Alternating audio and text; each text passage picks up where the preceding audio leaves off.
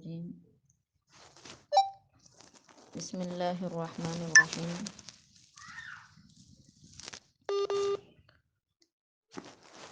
وقاتلوا فی سبیل اللہ، اور تم لڑو اللہ کے راستے میں۔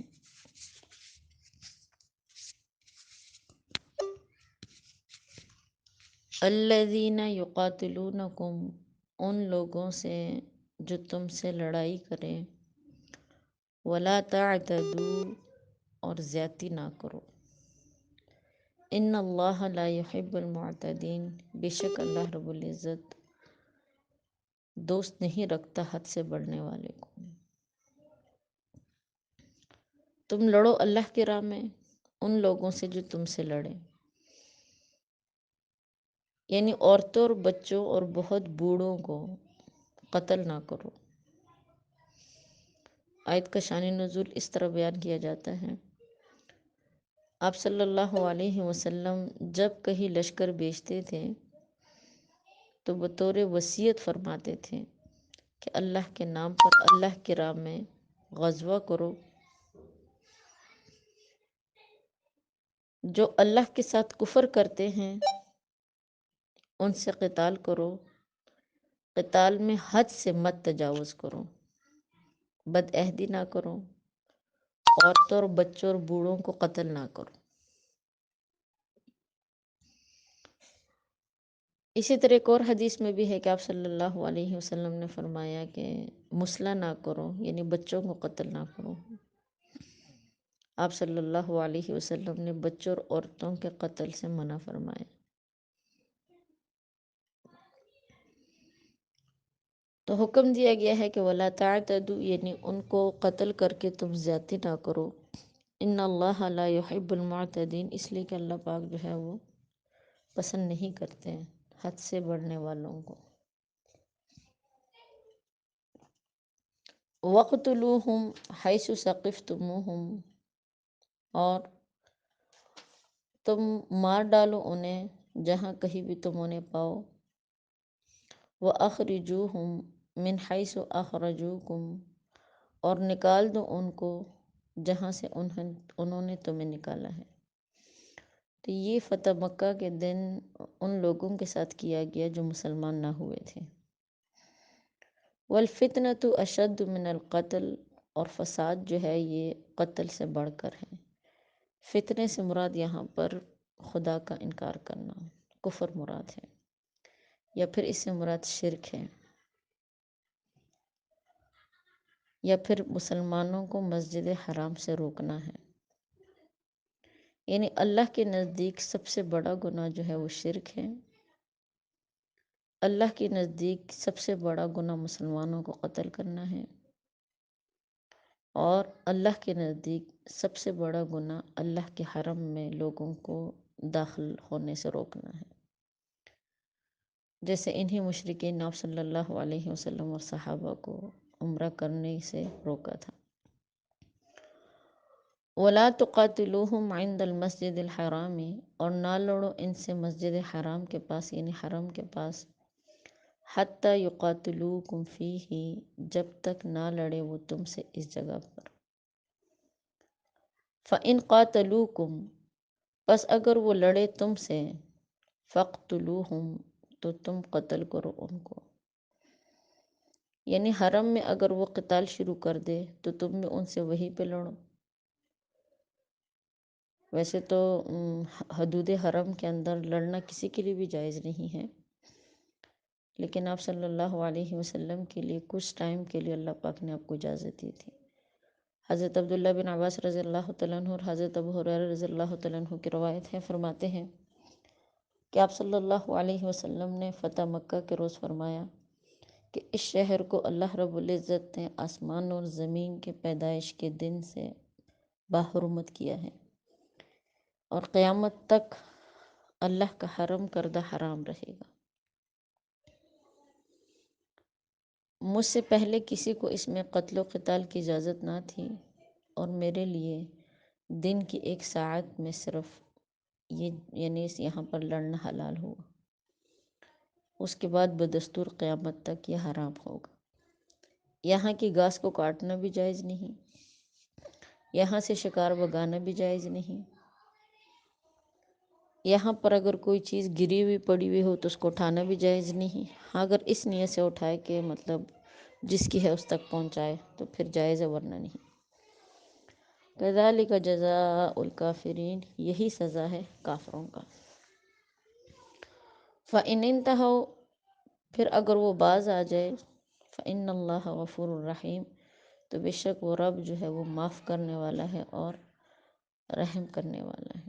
یعنی اگر یہ قتل اور کفر سے لوگ باز آ جائے تو اللہ رب العزت بھی اپنے بندوں پر بہت ہی زیادہ رحیم ہے۔ وَقَاتِلُوهُمْ حَتَّى لَا تَكُونُ فِتْنَةٌ، اور تم لڑو ان لوگوں سے یہاں تک کہ نہ رہے فتنہ۔ فتنے سے مراد شرک ہے۔ وَيَكُونَ الدِّينُ لِلَّهِ، اور دین خالصتاً اللہ کے لیے ہو جائے، یعنی ہر کوئی اللہ کو ماننے والا ہو جائے۔ عبداللہ بن عمر رضی اللہ تعالیٰ عنہ کی روایت ہے کہ آپ صلی اللہ علیہ وسلم نے فرمایا کہ اللہ نے مجھے قتال کا حکم دیا ہے کہ جب تک کہ لوگ شہادت دے کہ اللہ کے سوا کوئی معبود نہیں اور محمد اللہ کے رسول ہیں، اور جب تک لوگ نماز قائم نہ کریں، زکوٰۃ ادا نہ کریں، جب ان امور کو کریں تو انہوں نے اپنی جان اور مال کو مجھ سے بچا لیا۔ ہاں لیکن اگر ان کے جان اور مال میں اسلام کا حق ہے۔ کیا مطلب؟ یعنی اگر شادی شدہ بندہ ہے، اس نے زنا کر لیا ہے، تو پھر اسلام کا حق یہ ہے کہ اس کو سنسار کر دیا جائے۔ اسی طرح اگر کوئی مسلمان مرتد ہو گیا ہے، اس نے دین اسلام چھوڑ دیا ہے، تو اسلام کا حق یہ ہے کہ اس کو قتل کر دیا جائے۔ فَإِنِ انتہوا، پھر اگر وہ باز آ جائے، یعنی شرک سے باز رہیں، فلا عدوان، تو کسی پر زیادتی نہیں، الا علی الظالمین، سوائے ظالموں کے۔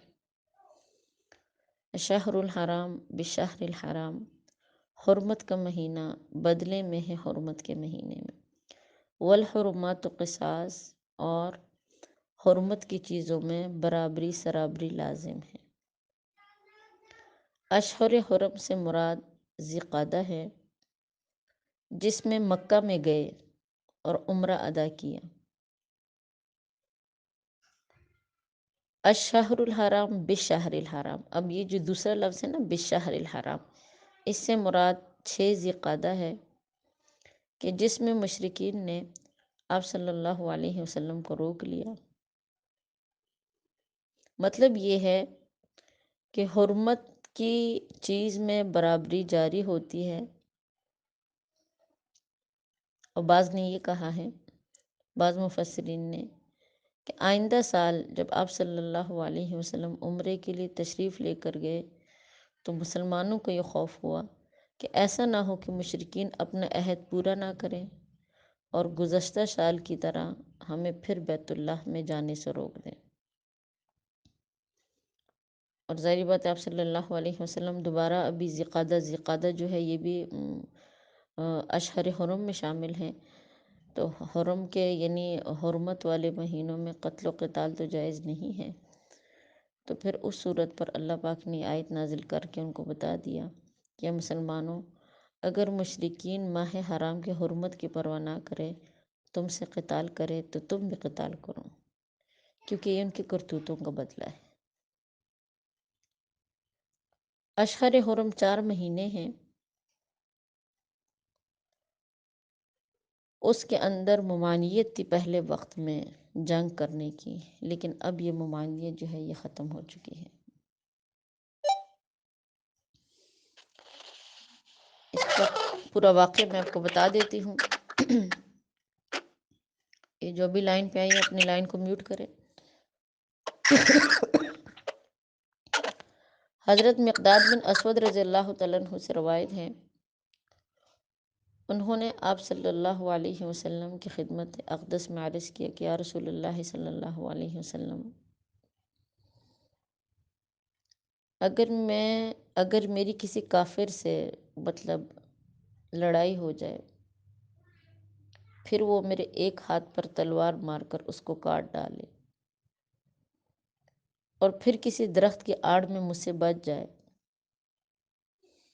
اور جب میں اس کو قتل کرنے کا ارادہ کروں تو وہ لا الہ الا اللہ بول اٹھے، تو آیا میں اس کو اس کلمے کی کہنے کے بعد قتل کروں یا نہ کروں؟ آپ صلی اللہ علیہ وسلم نے فرمایا کہ اس کو قتل نہ کرو، کیونکہ بالفرض اگر تو نے قتل کر دیا تو قتل کرنے سے پہلے جو تیر، یعنی جو آپ علیہ السلام کے فرمانے کا مقصد یہ تھا کہ قتل نہ کرو، کیونکہ اگر تم نے اس کو قتل کر دیا تو قتل کرنے سے پہلے جو مرتبہ تھا اب وہ اس کا بھی ہے، یعنی اس نے ظاہری بات ہے کلمہ پڑھ لیا، مسلمان ہو گیا، تو اب اس کا قتل تمہارے لیے حلال نہیں ہے۔ یا تو اس موقع پر ہی آیت نازل ہوئی، یا کچھ فرماتے ہیں بخاری شریف میں حدیث مبارکہ آتی ہے، حضرت قتادہ رضی اللہ تعالیٰ عنہ اس حدیث کو نقل فرماتے ہیں کہ آپ صلی اللہ علیہ وسلم اور آپ کے اصحاب عمرے کی نیت سے مدینہ منورہ سے تقریباً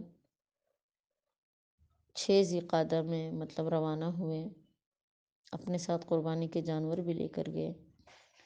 جس وقت آپ علیہ السلام اپنے اصحاب کے ساتھ حدیبیہ کے مقام پر پہنچے، حضور صلی اللہ علیہ وسلم کو مشرکین نے روک لیا۔ آخر کار اہل مکہ یعنی اس پر انہوں نے صلح کی کہ اس سال آپ تشریف لے جائے اور آئندہ سال تشریف لائے، تو کہتے آپ صلی اللہ علیہ وسلم پھر تشریف لے گئے، اگلے سال پھر 7 ذی القعدہ پھر تشریف لائے، عمرہ ادا فرمایا، مکہ معظمہ میں یعنی 3 راتیں قیام کیا، اور فرمایا کہ مشرکین آپ کے روکنے پر فخر کرتے تھے، تو اس پر اللہ پاک نے آیت نازل کی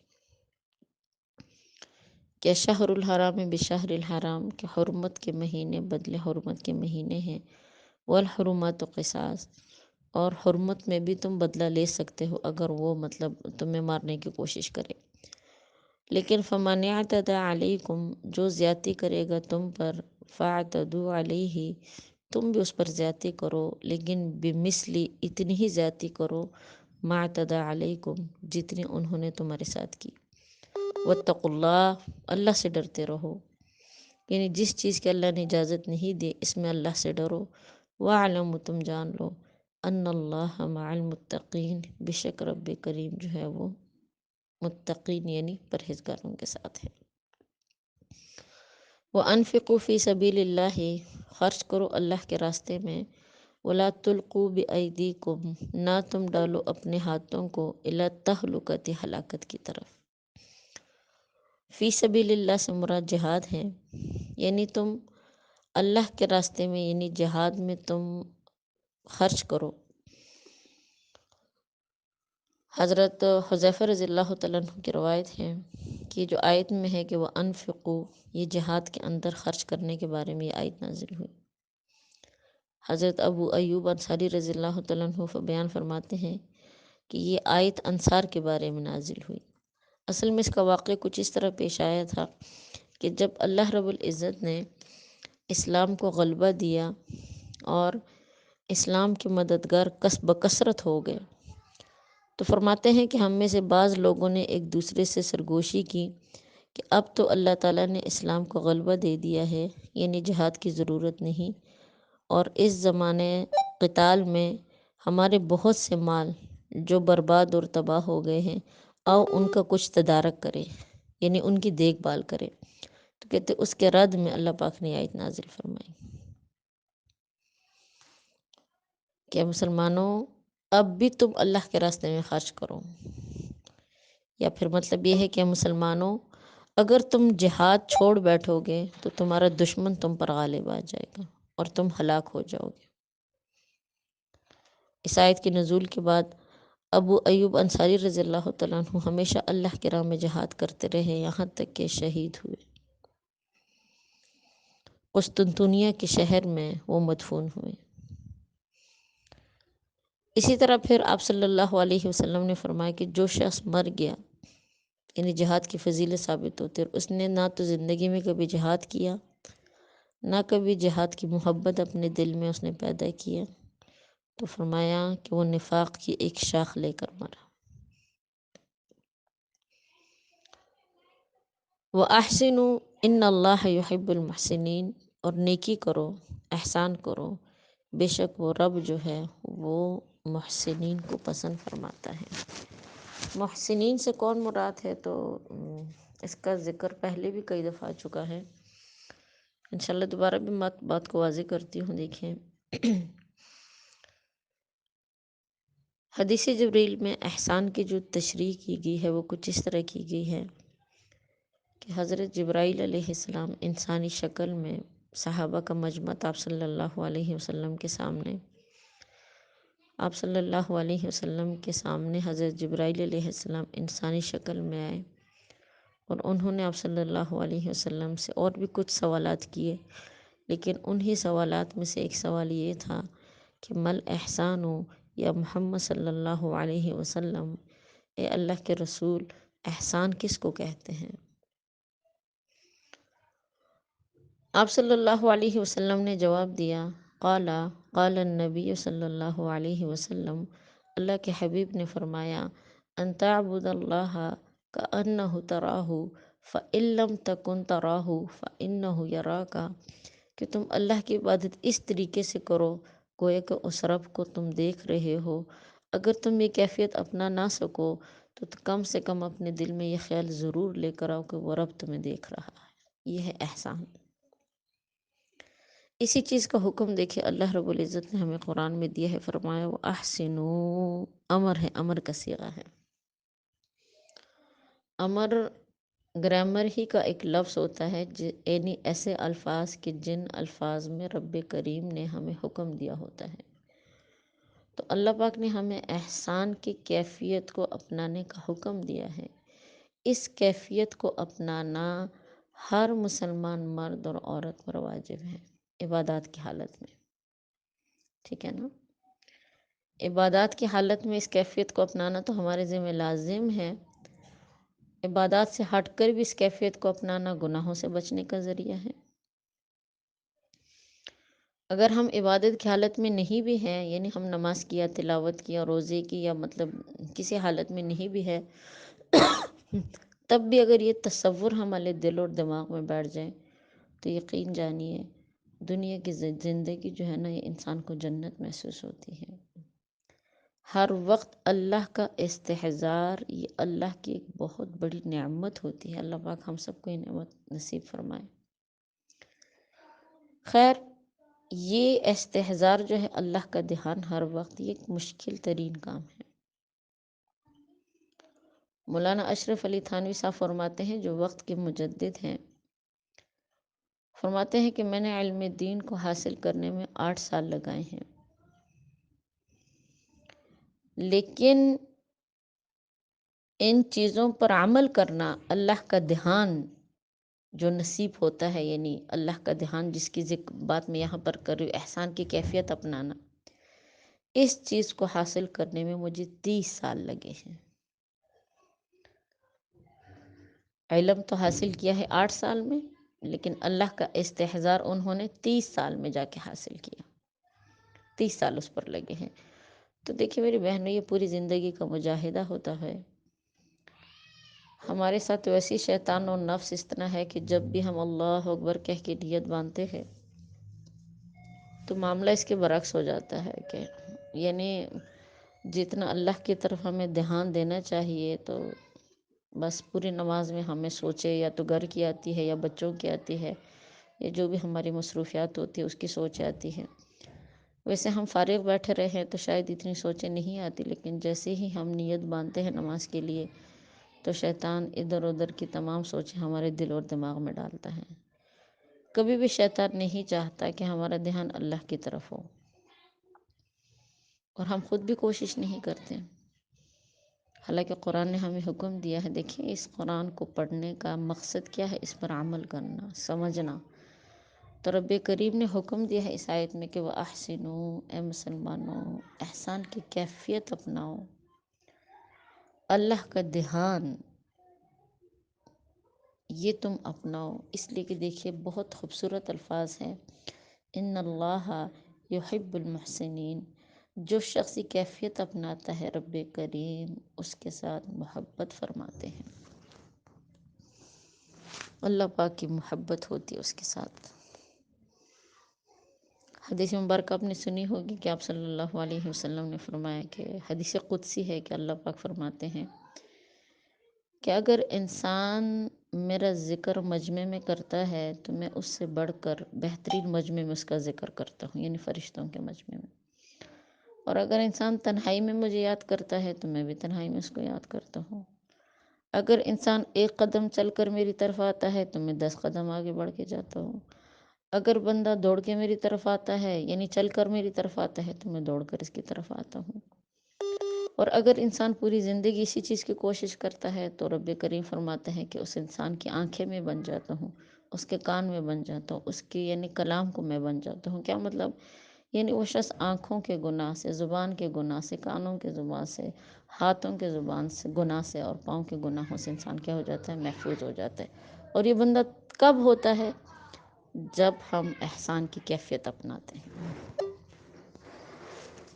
جب اللہ پاک ہمیں کیفیت نصیب فرماتے ہیں۔ کون سی کیفیت؟ احسان کی کیفیت۔ تو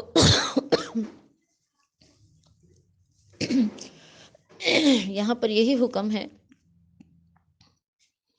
بات کو تھوڑا طوالت میں اسی لیے لے کر گئی ہوں۔ اللہ ہمیں عمل کی توفیق نصیب فرمائے، اللہ ہمیں اپنے ذات کا استحضار نصیب فرمائے، عبادات میں اللہ پاک ہمیں اپنا دھیان نصیب فرمائے۔ استحضار کیا ہے؟ انسان اپنے دل کی کیفیت ایسی بنائے کہ اللہ کو وہ دیکھ رہا ہے۔ تو حدیث نے خود فرمایا کہ یہ کیفیت بعض اوقات مشکل ہوتی ہے، ہر بندہ یہ مطلب کیفیت نہیں بنا سکتا۔ تو فرمایا کم سے کم اتنا تو سوچ لیا کرو کہ وہ رب مجھے دیکھ رہا ہے، یعنی اتنا خوف تو اپنے دل اور دماغ میں سماؤ ضرور کہ رب کریم مجھے دیکھ رہا ہے۔ وَأَحْسِنُوا، تم احسان کرو، ان اللہ یحب المحسنین، بے شک اللہ پاک جو ہے وہ احسان کرنے والے کو بہت ہی زیادہ محبوب رکھتے ہیں۔ وآخر دعوانا الحمدللہ۔